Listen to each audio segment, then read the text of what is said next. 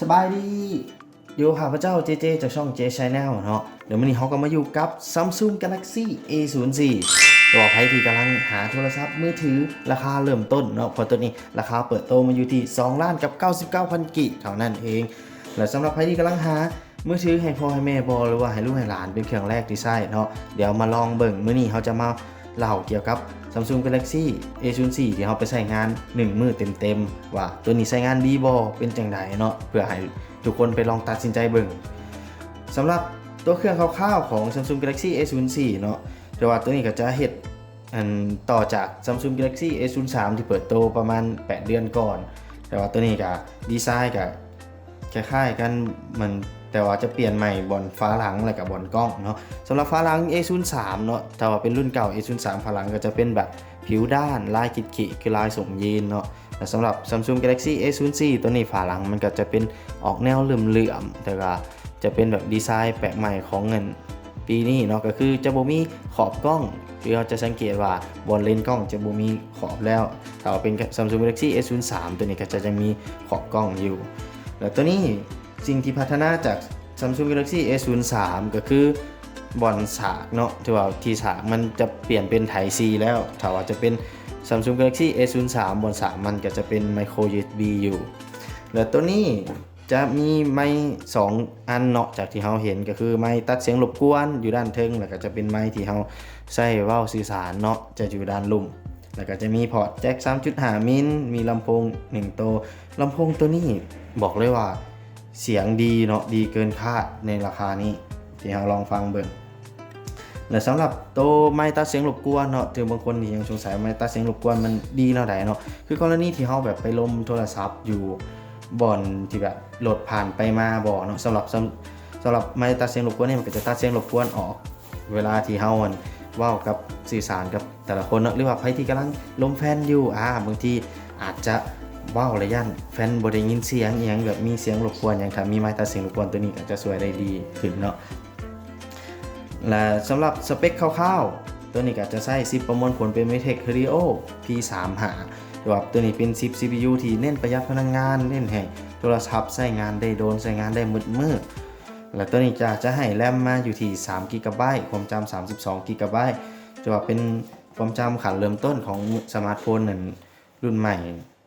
หลังๆมานี่เนาะแล้วตัวนี้ถ้าว่า32 กิกถ้าเราคิดว่าใช้งานมันอาจจะหน่อยเกินไปบ่พอตัวนี้เราก็สามารถเสริม memory card ได้คือตัวนี้บนถาดซิมกับตัวนี้ก็จะเป็นแบบ triple slot คือตัวนี้เราสามารถเสริม SD card ได้สูงสุดถึง1 TB แล้วก็จะมีถาดแบบเป็น triple slot เราก็สามารถใส่ได้2ซิมแล้วก็ใส่ได้ SD card อีก1อันแบบสบายๆเนาะ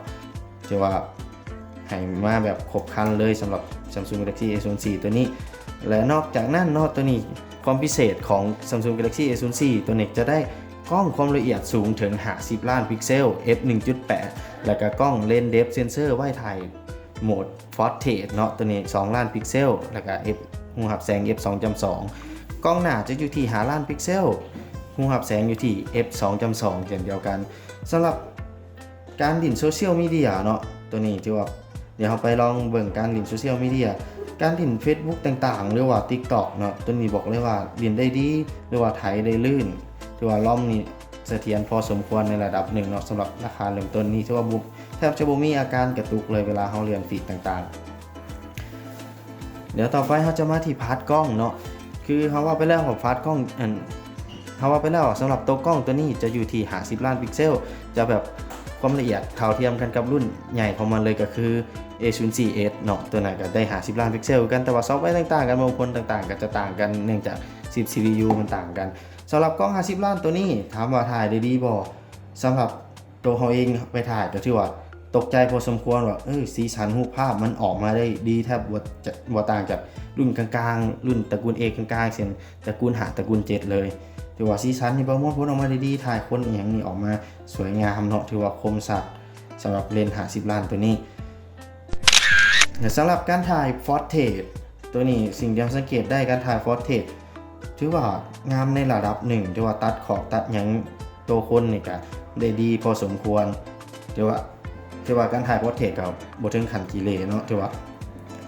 ขั้นงามเลยแหละถือว่าพอหับได้ถือว่าสวยงามแต่ถือว่าก็จะบ่ตัดขอบงามสำรุ่นใหญ่ กลางๆของทาง Samsung เพิ่นและสำหรับเลนส์กล้องหน้าตัวนี้เราลองถ่ายมาเนาะถือว่าน้อยจะออกหลายจะมีอาการน้อยออกหลายบ่ว่าจะเป็นการถ่ายกลางคืนหรือถ่ายกลางเวรถือว่าจะมีน้อยออกมาหลายแต่ว่าถามเฮาบ่ซีเรียสปานใดก็โอเคสำหรับกล้องหน้าของ Samsung A04 แต่ว่าจะมีน้อยออกมาเป็นบางระยะเนาะแต่ว่าจะเป็นแต่บางรูปเท่านั้นและตัวนี้เฮาลืมว่าไปเนาะตัวนี้การถ่ายอาหาร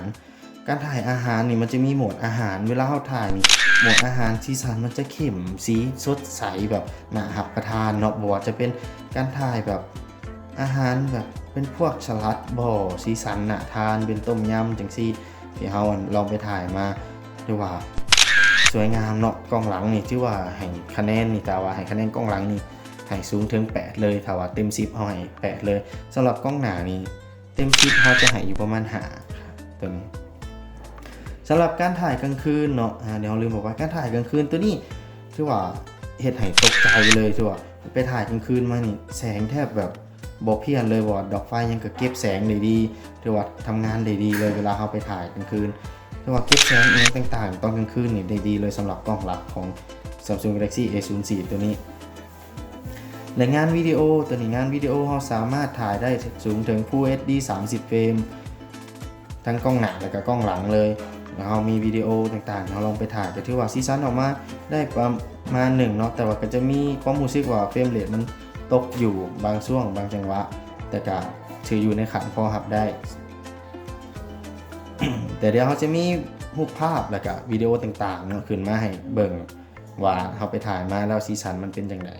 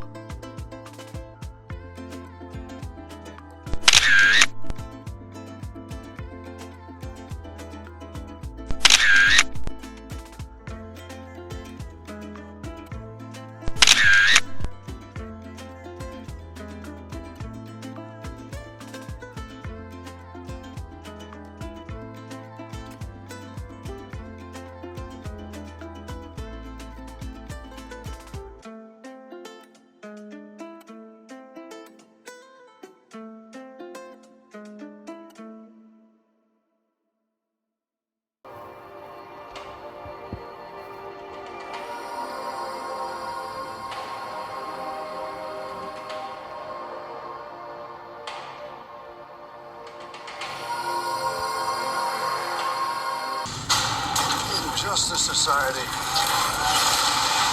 There's a war going on outside. We ain't safe from it. Micah, we're here to negotiate your peaceful surrender. Heard about it, these three killers. I'm not peaceful. Nor do I. พาร์ทต่อมาก็จะเป็นพาร์ทการเล่นเกมเนาะการเล่นเกมตัวนี้เขาก็จะลองหลินอยู่2เกมเนาะก็คือ Alpha 9 กับเกม ROV สำหรับ Alpha 9 ตัวนี้เฮาไปหลินเนาะแต่ว่าเกมแข่งรถตัวนี้ก็หลินได้ลื่นไหลพอสมควรแต่ว่าเนื่องจากโทรศัพท์มันจะบ่มีไจโรสโคปเนาะเวลาเฮาเงี่ยงเวลาเฮาดิฟต่างๆตอนเข้าโค้งก็อาจจะแบบต้องใช้แบบเงี่ยงหลายหน่อยหนึ่งเวลาเฮาการเข้าโค้งเวลาเฮาเล่นเกมแข่งรถส่วนตัวเกม ROV ตัวนี้เฮาลองปรับอยู่ที่รูปภาพของคมชัดอยู่ระดับกลางแล้วก็ตัวปรับเกี่ยวกับกราฟิกยังก็อยู่ประมาณขันสูงเนาะตัวนี้ก็สามารถปรับได้60เฟรมเรทเช่นเดียวกันกับรุ่นอื่นที่ว่าแปลกใจเลยว่าที่สามารถเล่นได้ถึง60เฟรมเลยในราคาเริ่มต้นถือว่าการเล่น ROV ก็ถือว่าเล่นได้ลื่นไหลในระดับหนึ่งแต่อาจจะมีการทัดยากกดสกิลติดยากหน่อยหนึ่งแต่ถือว่าอยู่ในขันบ่รับได้เนาะแล้วตัวนี้เฟรมเรทก็จะมีตกอยู่ประมาณเหลือ55-57ที่เราลองลิมาก็ถือว่าเฟรมเรทกับนิ่งพอสมควรก็ถือว่าบ่ตกลงแฮงคือบางรุ่นกับปรับ60ได้อยู่แต่ลินไปมันอาจจะตกเหลือ40จังซี่หรือว่าลงขันถึง30เลยก็มี แต่ว่าตัวนี้เฮาลองลิ้นไปกับเฟรมเรทบ่ดรอปยังต่ำสุดก็มีแต่50เฟรม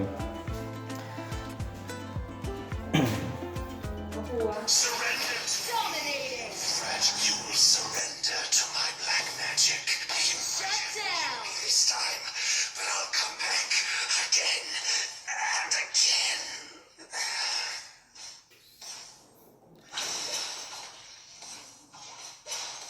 An enemy has been defeated.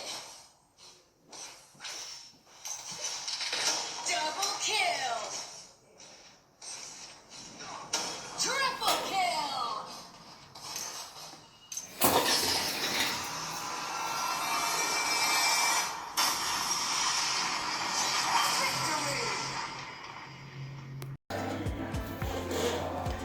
โอเคเราจบไปแล้วกับการรีวิวSamsung Galaxy A04 เนาะถือว่าเฮาก็จัดมาให้ครบเลยบอกว่าจะเป็นการถ่ายภาพการหลินเกมต่างๆหลินโซเชียลมีเดียเนาะถือว่าใครที่ยังบ่ฮู้ตัดสินใจซื้อโทรศัพท์ให้พ่อให้แม่หรือให้ลูกให้หลานเนาะถือว่าเอารุ่นนี้ลองไปพิจารณาเบิ่งได้ว่าตัวนี้จะตอบโจทย์ฐานบ่ตัวเฮาก็มีตัวอย่างให้เบิ่งทุกอย่างเนาะ